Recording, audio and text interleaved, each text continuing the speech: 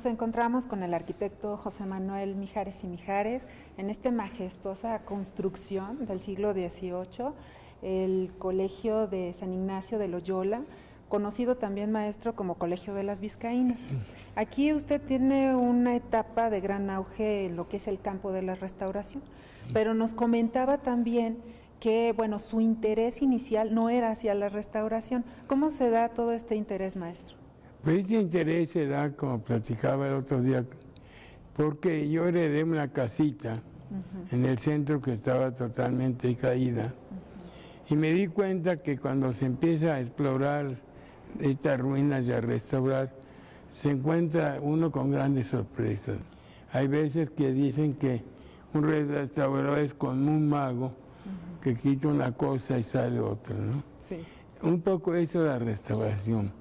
Hay muchas veces cosas que aparentemente no tienen ningún valor, que la gente las tiraría sin ningún miramiento, tienen un gran valor si se restauran. De hecho, la institución se ha conservado, yo creo que gracias a un patrimonio privado, y también a que no ha perdido radicalmente su uso. Si fue un colegio con unas implicaciones muy diferentes, sea de clausura, era para diferentes edades y todo. Ahora en realidad es un colegio, pero sigue de cualquier forma siguiendo la vocación original. Eso ha permitido también la conservación del edificio. Pocas entidades de fundaciones coloniales quedan. Queda desde luego el Hospital de Jesús, que ya vimos, lo transformó mucho el maestro Villagrán, queda el Monte Piedad, y queda el más completo de todos, que es este Colegio de las Vizcaínas. Nos comentaba que alrededor de la construcción se creaban accesorias de taza y plato, que ayudaban también económicamente a lo que era la manutención del edificio. El colegio tenía fundamentalmente una vocación benéfica. Entonces, para ayudar al sostenimiento del colegio, igual que para el aislamiento del edificio con la calle, tiene esa doble función, se rodeó el edificio de 62 accesorios de taza y plato. Estas accesorios se rentaba la parte de abajo para un taller, carpintería o herrería o grabado, lo que fuera. La parte de producción. La parte de producción, y la parte de arriba tenía la vivienda. De eso el nombre taza y plato, como una unidad. Esto mantenía gran parte del costo del colegio. Sin embargo, es una construcción enorme. Sí, quizás, salvo Palacio Nacional con la manzana completo, era más grande el centro histórico, ¿no?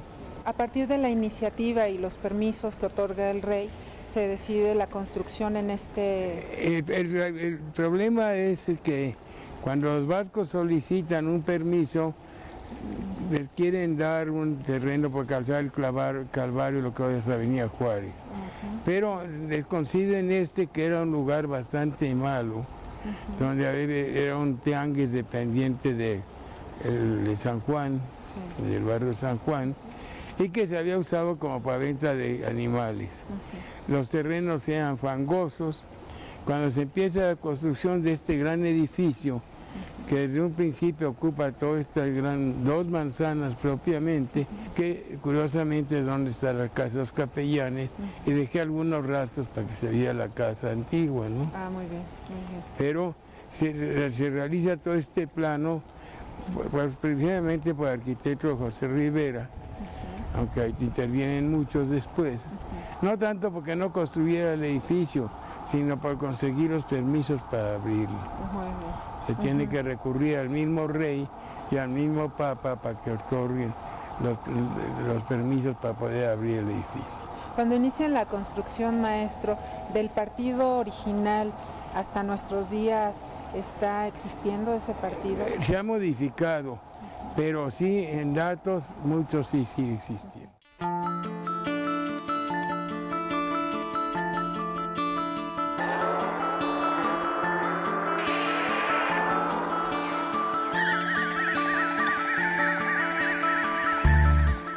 A lo largo de la historia, hasta nuestros días, no se ha modificado gran parte, sin embargo sí ha sufrido grandes deterioros. Sí, Toda su vida ha estado en mantenimiento. Si nosotros leemos la historia del colegio desde su fundación hasta actualmente, ha estado con arquitectos. Acá trabajaron pues, Rodríguez, Hidalga, Tolsá. El colegio sufre precisamente por su gran tamaño grandes problemas estructurales. El terreno donde se funda pues es un lugar pantanoso, malo en sí. Para atraer gente de fuera, pues tienen que abrir acequias, desviar una acequia, hacer muelles, porque los materiales venían por canoas, no venían por el agua, entonces hubo que meter una acequia y hacer, digamos, embarcaderos. Esto también provocó algunos problemas porque hubo asentamientos diferenciales marcados en el terreno entre las acequias y los embarcaderos, ¿no? También nos comenta el inicio de la construcción, que es a partir apenas iniciado el siglo XVIII, en 1732. Sí. Y la morfología que va a recibir el edificio. Bueno, esa sí se conserva, porque es el gran esplendor del barroco. Exacto. El edificio a nosotros nos parece sobrio por fuera, porque los grandes paramentos de tresontle, cortados simplemente con los contrafuertes, le dan mucha sobriedad. Pero en realidad no, es el siglo del esplendor barroco. Sí. Las portadas que realiza Lorenzo Rodríguez, pues estaban policromadas y con filos dorados a la manera de un retablo. Y aquí viene un dato interesante, inclusive sobre la misma conservación del estilo del edificio. Sí. Cuando termina este gran periodo del barroco mexicano e inicia el neoclásico, ¿qué es lo que sucede en ese momento con el edificio? No hay grandes variaciones, porque no, la gente que vive acá no era muy neoclásica. Las de la zona, o más no, bien el grupo del colegio interno, vemos muchos grabados, muchos dibujos apoyando la causa realista, ¿verdad? Una de las partes más interesantes también viene siendo la capilla, que mantiene todavía parte de estos grandes retablos. La maquilla, a pesar de que fue saqueada la capilla, porque obviamente le faltan esculturas, le faltan estípites, pero en términos generales se pudo recuperar casi completamente. ¿Podemos pasar a ver? Desde luego podemos pasar a ver la capilla, sí.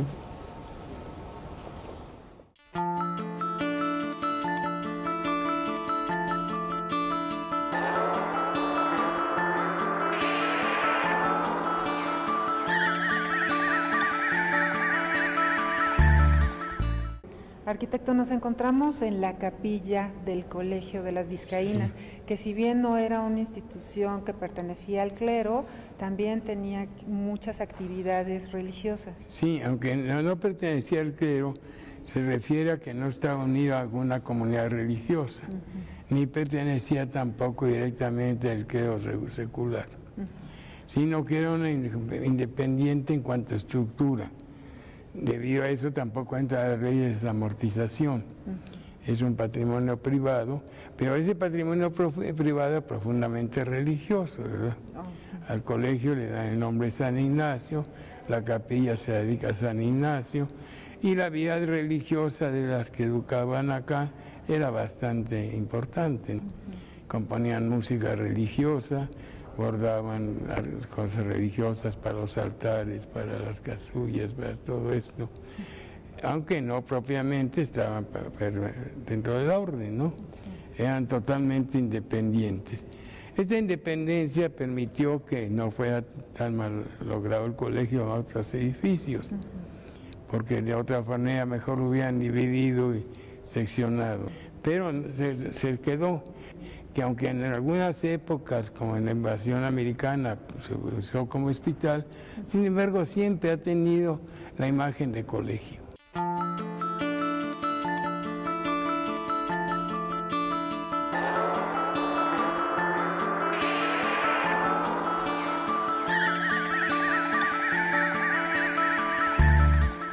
Nos comentaba que los primeros trabajos de restauración formal los inicia el arquitecto Robina alrededor de los años 60. Sí, el arquitecto Robina ya es una gente preocupada de la restauración, claro, quizás con otros criterios que los actuales.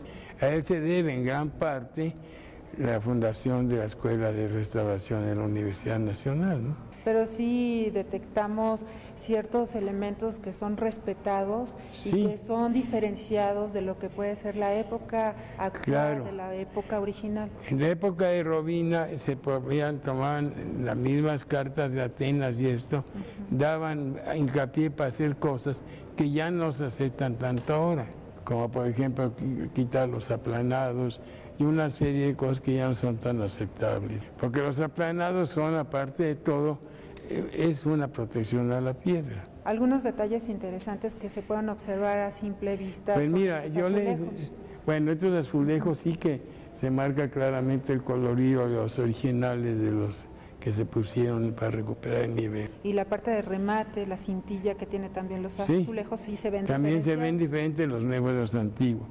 Quizás mucha gente no lo note. Hay que ser un poco más observador. Es un poco lo que pasa, por ejemplo, con las construcciones prehispánicas, que los rechos los rajueleados. Sí, y la mayoría de los edificios están rajueleados. Pero eso no se nota tan así. Pero el que no conoce eso no sabe, cree que es el sistema constructivo. Y cuando empiezan los trabajos de restauración en esta zona, en esta parte de la capilla, ¿con qué problemas? Bueno, los problemas terribles se recuperan los niveles, que se habían hecho subir por un arquitecto muy eminente también de finales del virreinato, que era el arquitecto Castera.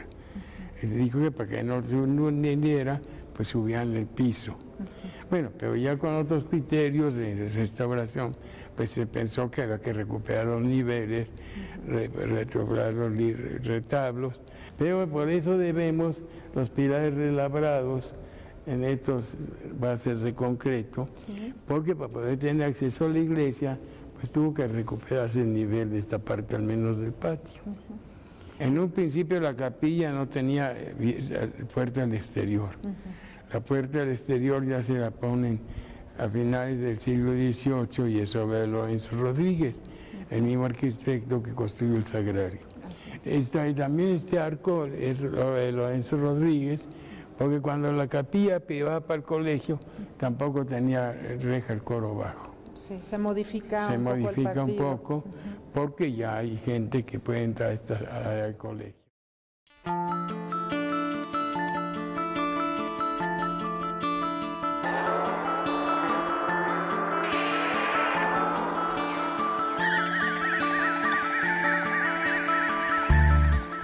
Maestro, en esta parte estamos observando el gran arco y estamos observando también los confesionarios y sobre todo la tribuna. Sí, la tribuna era donde oían misa o las que estaban enfermas o muy ancianas que les costaba trabajo bajar y subir.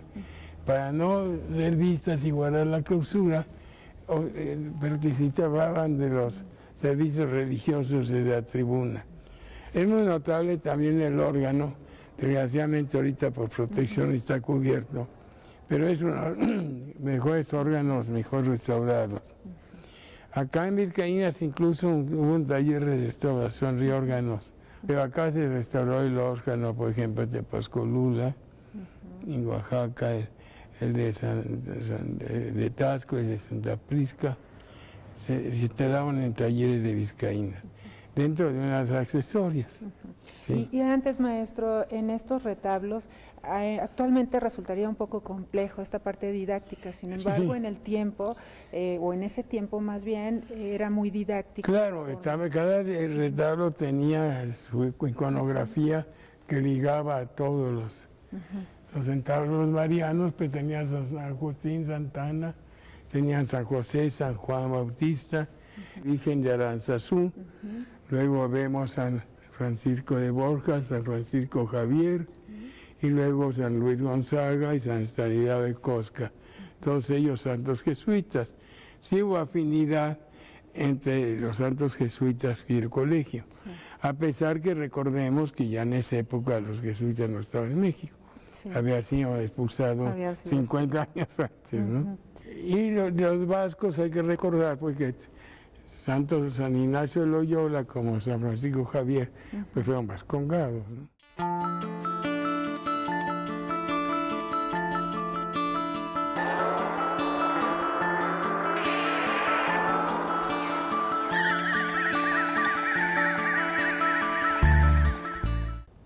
Maestro, ¿las esculturas del altar mayor son todas originales? No.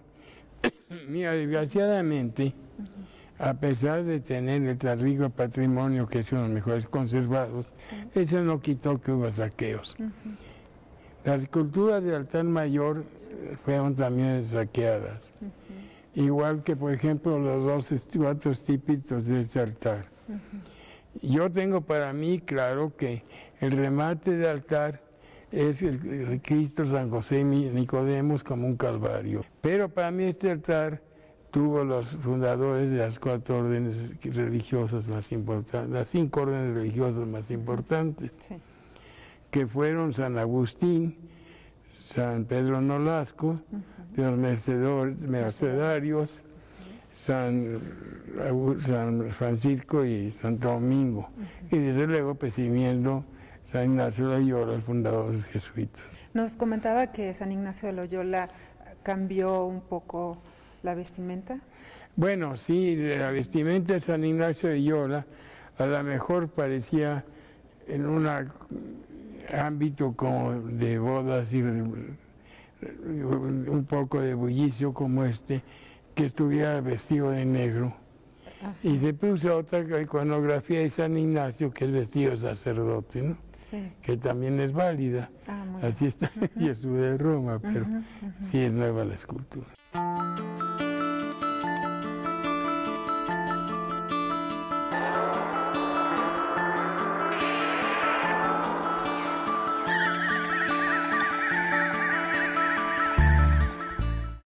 Maestro, nos encontramos ante el espacio que estaba dedicado a la Casa de los Capellanes. Aquí usted inició un gran proceso de restauración porque el área estaba muy deteriorada.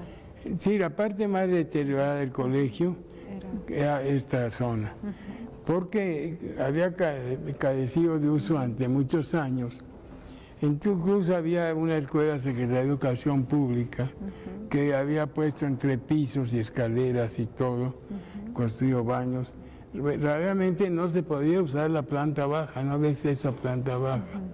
Entre los pisos que se habían derrumbado y la basura que se había acumulado, esa era la área más deprimida de todo el colegio.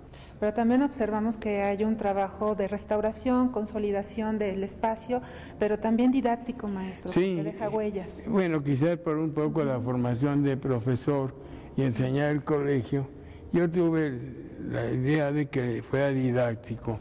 Por ejemplo, recuperar los confesionarios, cómo eran confesionarios, se entendiera, cómo era la función de esto. Los capellanes tenían derecho a rentar las accesorias y a su forma de recibir su paga. Entonces estas accesorias sí tienen interior al colegio. A esta parte. Sí, tienen tres accesorias que además están unidas entre sí y tenían una pintura extraordinariamente bien conservada que se pudo salvar. ¿Los trabajos de liberación duraron mucho tiempo? Sí, bueno, el que retirar la basura. Además, otro problema era la gran cantidad de palomas que había acá. Era verdaderamente una lucha terrible con las palomas dentro del colegio, sobre todo en este lugar, ¿no? Sí. Por fin, ya con la techumbre y varias normas que se tomaron, se pudo eliminar la plaga de las palomas, ¿no?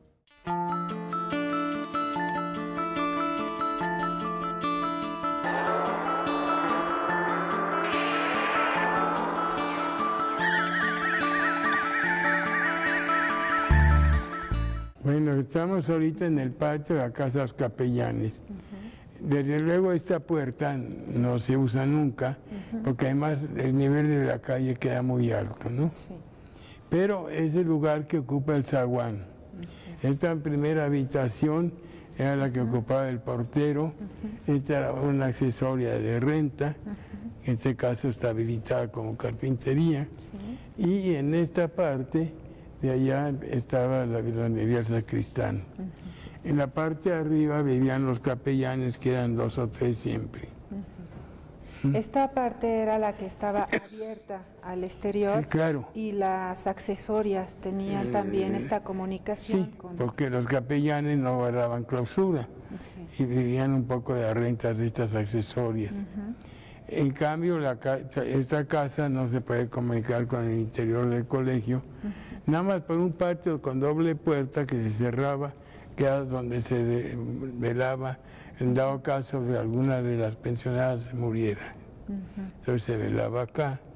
Incluso se enterraban atrás, que hay un panteón.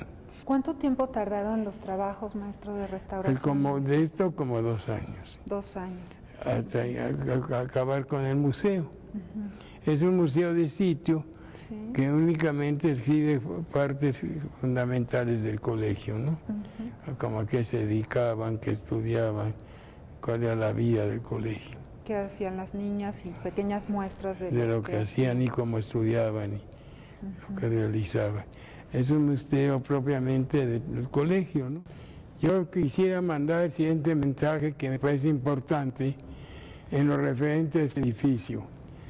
No todo el tiempo que vamos a restaurar vamos a tener la fortuna de tener un edificio de esta importancia. Pero cualquier obra que se haga de restauración, uno puede descubrir los valores que a veces, cosas que no aparentemente están perdidas, se pueden recuperar en beneficio de la cultura y sobre todo de la memoria histórica que tenemos que tener los mexicanos de nuestro pasado. Podemos darnos cuenta de este edificio, pues cómo vivían esas mujeres que estudiaban acá en el siglo XVIII y XIX, en que propiamente vivían y comían, no eran monjas, no vivían en comunidad, vivía cada quien en pequeños departamentos, cocinaban cada quien su comida, y la única forma de verse colectivamente era en coro, en misa, ¿no? De ahí en fuera la vida, pues aunque era en común, pero era bastante la vida hogareña, ¿no? Una vida en que había una mujer que tenía 3 o 4 estudiantes. Por otro lado, el colegio fue famoso por los avances educativos comparados en su época. No acabamos de ver el museo, pero vemos todavía la época del Porfiriato, cómo se le puso a esta escuela todos los aparatos científicos más avanzados en aquella época, ¿no? Que la educación era muy importante la que se daba en este colegio. Debo de decir que el colegio sigue siendo un centro de enseñanza, ya no es solo de mujeres, ya es una escuela mixta, pero es una escuela que tiene un alto nivel todavía.